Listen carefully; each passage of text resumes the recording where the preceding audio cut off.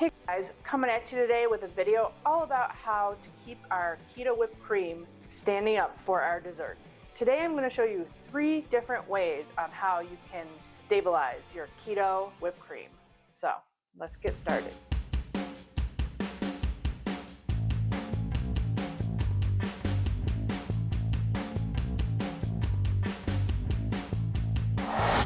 Hey everyone, welcome back. If you're new here, thanks for joining me. My name's Alycia and I'm a pastry chef with a sweet tooth. And I'm here to show you all the tips and tricks on how to make the best keto desserts possible. So if you enjoy these recipes, please hit the subscribe button down there. If you enjoy this content, give it a big thumbs up so that I know. Leave me a comment and share with all your friends and family. It all helps my channel grow and to bring you new keto desserts every Saturday. I love my whipped cream desserts, especially for summertime, like strawberry shortcake or just a delicious light and airy fruit dip or something like that. And it's always such a pain that the whipped cream doesn't hold up because it's keto or low carb. So over the last couple of years, I found a couple different ways that you can stabilize your keto low carb whipped cream desserts. So to start off, we are going to do the gelatin stabilizing, which this is the one that's like most tricky, I think, because you got to kind of have the timing and temperature right of things. And you could possibly get little lumps of gelatin in your whipped cream if you don't temper it exactly correct. But I'll give you 2 other options that are easier than this too. So we're going to start out with this one. I do usually just weigh everything just because it's easier that way. It's a common myth that you need cold cream to whip. It's been proven that warmer cream beats up faster than cold cream. So I'm going to do 2 cups for the gelatin one. It's always easier to do this one with more cream than less cream, because when you're whipping it up, if it's not super high on your bowl, you end up getting like gelatin down the side and not mixed in all the way. So it's actually harder to make like a small amount of this than it is to make a large amount. So we're going to put our 2 cups of cream into our mixer. You can also do this with a hand mixer. It's a little bit more hard to juggle. I have done it in other videos though and struggled through it, and it has worked. But it's a little bit more difficult for sure, because you kind of need both your hands to mix in the gelatin, and then as you're pouring, you got to whisk. So I've done it where I've poured in and whisked at the same time, but it's not easy. To this, we're going to add some powdered erythritol. I use a monk fruit erythritol blend, but you can use anything you want to sweeten this. I've done it with just liquid stevia before, and the sweetness level is all up to you, and same thing with flavor. So I'm doing 60 grams or a half cup of powdered sweetener.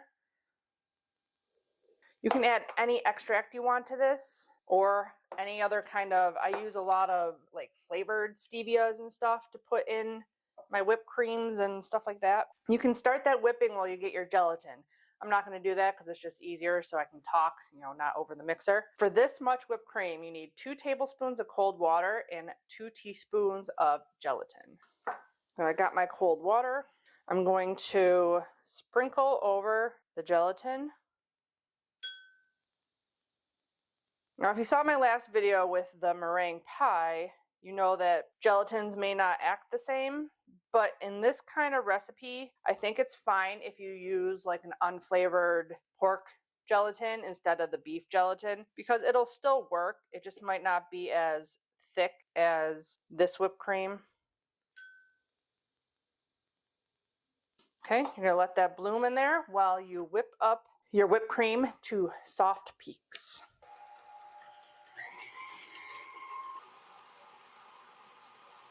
Okay, we're at soft peaks now, which means it comes up and it folds over on itself. So we're going to pop this into the microwave, 50% power, 10-second intervals, just until it is melted. You don't want to boil it.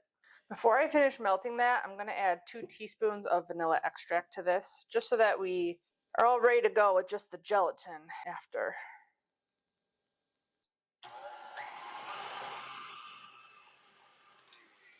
Okay, finish our gelatin. You can also give it a little mix.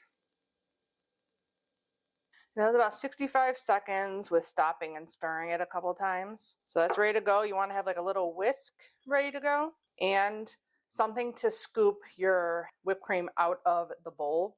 So you gotta do this kind of quick. I like to take a scoop and then put it back down, turn it on, whisk that together. I suck at whisking with left hand. You're tempering your gelatin so that it doesn't get big clumps in there. You add it in. Speed up your mixer.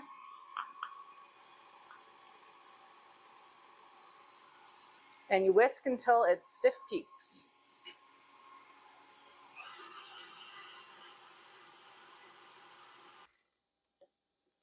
So at this point, you can adjust it if you want more sweetness, more flavor, whatnot. Give it one more whip up.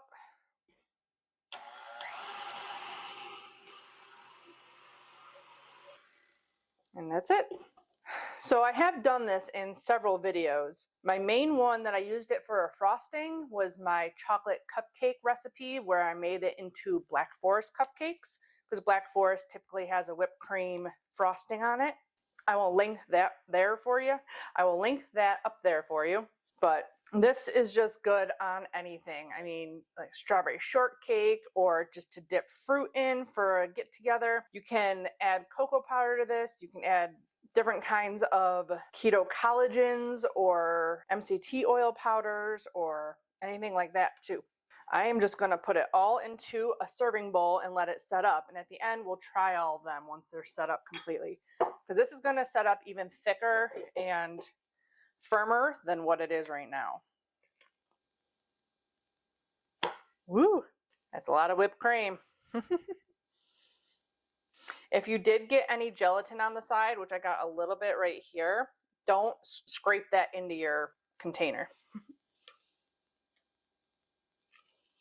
Now it looks like there might be some like gelatin bits in there. You can kind of see it's like a little bit grainy looking, but you don't taste that because there's no like flavor to it or anything. The only time it becomes a problem is if you're piping and they're like big chunks of gelatin, which I don't think this has big chunks in it. Okay, we're going to put that into the fridge and get on to our second way to stabilize keto low carb whipped cream. Now on to our next stable whipped cream, which is definitely one of the easiest kind of hacks to do a stabilized whipped cream. A lot of people like to call this a mousse. I mean, it's just whipped cream and cream cheese. That's not technically a mousse. Like I went to pastry school and a mousse is way more of a pain in the butt than just doing whipped cream, some flavoring, and some cream cheese. But I have done this several times on my channel. I do have a chocolate fruit dip. I'll link up there for you. It's an older video, so be kind. But one of the biggest things is having your cream cheese at like room temperature or even like softer. Like I just put this in the microwave to get really soft because otherwise you'll get chunks of cream cheese in your whipped cream. I've also done this for a peanut butter mousse, but it's not technically a mousse. It's still delicious, whatever you want to call it. But I'm only going to do 1 cup of heavy cream here. This you can do in any amount. Add cocoa, you can add peanut butter like I said. You can do a lot of different things with this.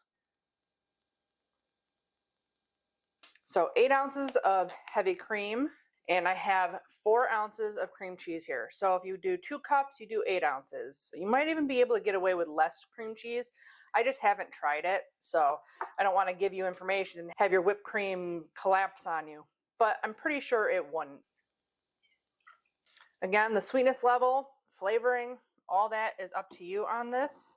I'm going to do 60 grams again. Basically, I'm just doing 60 grams because cream cheese is a little tangy. You technically have 1.5 cups here, not 2 cups, but I wanted a little bit more sweetness to counterbalance the tanginess of your cream cheese. So basically, we're going to whip this to soft peaks, and I'm going to whip the cream cheese just to make sure it's nice and smooth, and I'm going to temper the cream cheese with the whipped cream so that you get a nice smooth consistency on your stabilized whipped cream or mousse.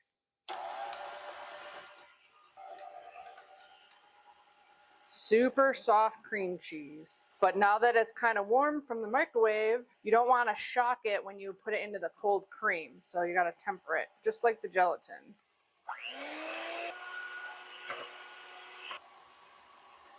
And then 1 teaspoon of vanilla or whatever you like.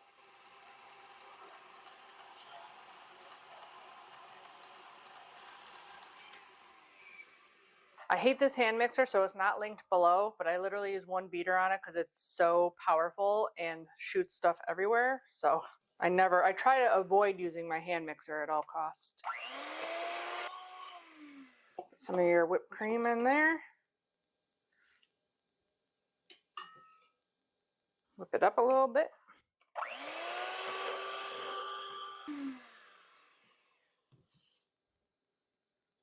Add in a couple more scoops. Whoop. Try not to get it everywhere. You can obviously just use a spoon for this, but more dishes. No, thank you. Okay, and then we're just going to put this back on slow, and we'll add in our cream cheese whipped cream mixture and beat to stiff peaks.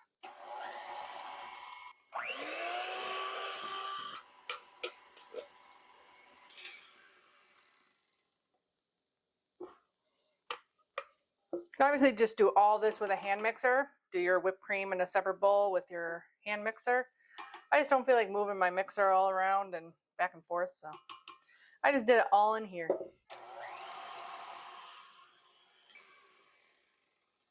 Give it a taste for sweetness. Now to me that needs to be sweeter, but to anybody else it might be fine. My sweet tooth right now is crazy. I don't know if it's the hormones or what, but still don't feel like my normal self. Okay, all set. Get a little bit of tanginess from the cream cheese, but not a ton. So if you put anything else in here flavor-wise, you really aren't going to be able to taste the cream cheese that much. Go. There's our cream cheese stabilized whipped cream. And this would be good on any kind of cake or anything too, plus fruit dips or brownies or anything like that. My peanut butter mousse that I make like this, I always put on top of my brownies. So good. So on to the last version of a stabilized keto whipped cream. Now the last way to stabilize whipped cream, I actually found out by accident. I'll link up here my no churn keto ice cream recipe. I've done a lot of different recipes with that ice cream, and when I owned the bakery, I had some left over from like a batch, and I just threw it in a quart container and threw it in the refrigerator, and I was able to put it into molds the next day. It was not like weepy or anything. It was completely like solid whipped cream still. So I was able to use it, put it in my popsicle mold and put it in the freezer and make more ice cream bars. So this is number 3 on how to make a stable whipped cream. You can also throw this in the freezer and make scoopable keto ice cream out of it. If you don't know this yet, I do have a keto sweetened condensed milk recipe. I'll link that up there for you. It's a mouthful, but this is what I use for the no churn ice cream. And it's just this, heavy cream and sweetener, and that's all this recipe is. And because you're making a sweetened condensed milk, the allulose in it caramelizes, so it kind of tastes like a caramel whipped cream dip. I've had this out for a while. You want to use it at room temperature, but there are still some chunks of butter. You don't have to put the butter in my sweetened condensed milk recipe. It's just what I looked up for a regular sweetened condensed milk recipe had butter in it, so I just threw it in there without even thinking about the fact that we might not need it because we use heavy cream instead of whole milk, which a lot of sweetened condensed milk recipes use. But there is some butter in here, so I'm going to strain it. I need 1 cup of sweetened condensed milk, which is pretty much what I had here. I had that in the freezer yesterday, so I just pulled it out and put it in my fridge and defrosted overnight. So I add a little bit extra because I have some butter chunks that are sitting there. With that, we're adding 1 1/4 cups of heavy cream. So this is a batch of my no churn ice cream. It fits in an 8x8 dish and can go in the freezer to freeze up. Because this already has sugar in it, even though it has sugar in it, but it's allulose, which is less sweet than sugar, I add 30 grams of a powdered monk fruit erythritol blend. You can leave this out or you can add stevia instead. It all works. but the allulose is what keeps the ice cream soft and scoopable in the freezer. Okay, so we're adding 30 grams or a quarter cup of powdered sweetener to our cream. We're going to add in 1 teaspoon of vanilla extract. And then once this gets up to like soft peaks, we're going to drizzle in our sweetened condensed milk.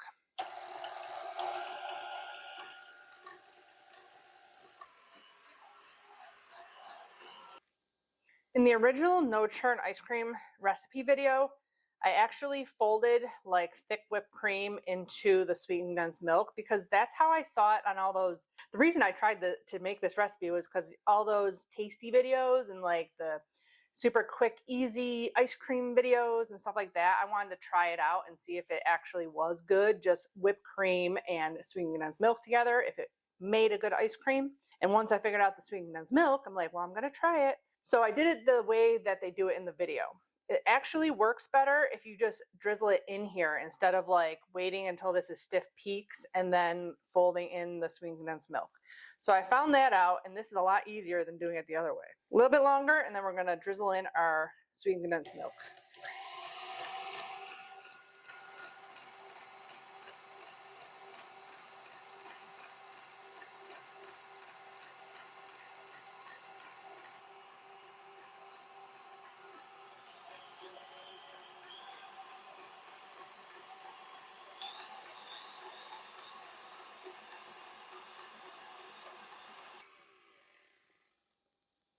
And don't walk away from it while you're whipping because you can over whip this really easily, and then it's just like separated butter chunks. Just one more little whip because I want to get like the edges in there, but it is pretty much ready to go.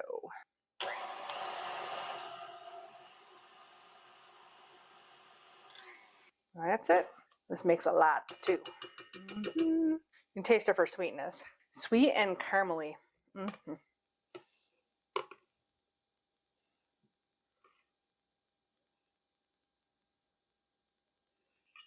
This can be made in any amount also, and your sweetened condensed milk, I always make a big batch, and whatever I don't use for whatever recipe I'm doing at the time, I throw into the freezer, and it'll last in there for months. And just defrost it overnight in the refrigerator. It'll even last in your fridge for a couple of weeks, depending on how sterile your containers were and stuff. If there's foreign matter in your containers, that's when you get molding quicker. But if everything's really nice and sterile, and you don't cross-contaminate, like put spoons in there that have other things in them into the container, it'll last longer. Okay, last keto whipped cream into the refrigerator to set up. So I'll be back when everything's nice and solidified, and I'll go over all the carb counts on everything. So we'll be back in a couple of hours. Okay, it's been about an hour. Got a couple of defrosted frozen strawberries to try with our delicious stable whipped cream that will hold up for any of your summer get-togethers. Here is our first one. Now, I still want to take some pretty thumbnails with some fresh berries around these, so see how thick and creamy it is? And it's not going to look as pretty for the thumbnail now. Carb count on this will be enough to cover 24 cupcakes. Or obviously make 4 cups of a whipped cream dip for anything you want to use it for. So even though the back of your carton says less than 1 or 0 carbs per tablespoon, there is 6 to 7 carbs per cup of heavy cream. It all depends on how much water and stuff is taken out of the heavy cream and such like that. That's why some cartons differ on their carb count on the back of the package. Whenever you whip up whipped cream, it doubles in volume. So if you eat a whole cup of this fruit dip, it's basically like eating only a half cup of heavy cream, so about 3 carbs per cup of this stable whipped cream. Try one of my strawberries with my stable whipped cream. This recipe is really good for frosting your cakes and stuff like that.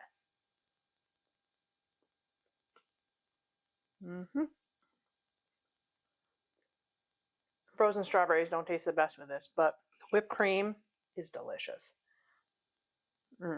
On to the next one. Now, cream cheese is a little bit higher in carbs than whipped cream. It's 8 carbs for 8 ounces of cream cheese. So it's just a little bit more than heavy cream, but this one is a lot smoother, but this one has a little hint of a little sour, cream cheese hit to it. This one makes about 2.5, almost 3 cups of whipped cream. So a half cup of this is like 2 carbs-ish. It's hard when your creams are different and stuff like that. So I'm only gonna eat half a strawberry. I don't need all of it.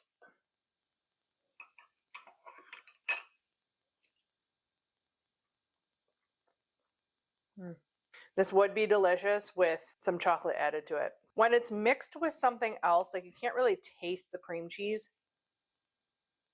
When you eat it on its own, still it doesn't taste super cream cheesy. So it's a good way to keep your whipped cream from dissolving on you. Just adding a tiny bit of cream cheese to your whipped cream. It's delicious. On to the third. So these are all 4-cup bowls. So this makes a little bit more than 4 cups. This made a little bit less than 4 cups. Now this one stays soft, just like a whipped cream. But because it has that sweet condensed milk in it, it doesn't dissolve on you like regular whipped cream would. So 1 cup of this dip would be about 3 net carbs.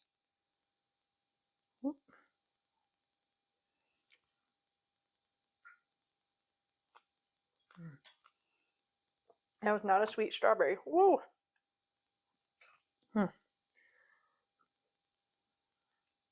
This I just like to eat on its own. It's so good. Get that little bit of caramely taste from the sweet condensed milk. It's so good. And this I've made into like caramel macchiato ice cream bars. You can do that and just keep it as whipped cream for like dolloping on your coffee in the morning or something like that. It'd be really good. It is so good. That by far is my favorite for flavor. The cream cheese one for ease. The gelatin one is one I do for cakes specifically because you can pipe it out when it's, not solid, and it'll just set up real nice on your cakes and stuff. So I have a reason for why I do all the different ones I do, but they all kind of have a place, and you can use any of them for just whipping up and keeping in your refrigerator for your summer parties and stuff like that. But that is 3 ways you can stabilize keto low carb whipped cream. So good. So I hope you enjoyed this how-to on how to stabilize your keto low carb whipped creams and what you can do with all the different variations. Let me know in the comments below what you plan to make for your summer get-togethers, or if you have tried these recipes before, which ones you enjoy the most. I love to hear about it. Don't forget to check out my Amazon links and the blog link to the full recipe in the description box below. Give the video a thumbs up if you enjoyed it. Thank you for subscribing, and subscribe if you haven't already. And as always, I'll be back with more keto dessert recipes. Bye guys. Happy keto baking!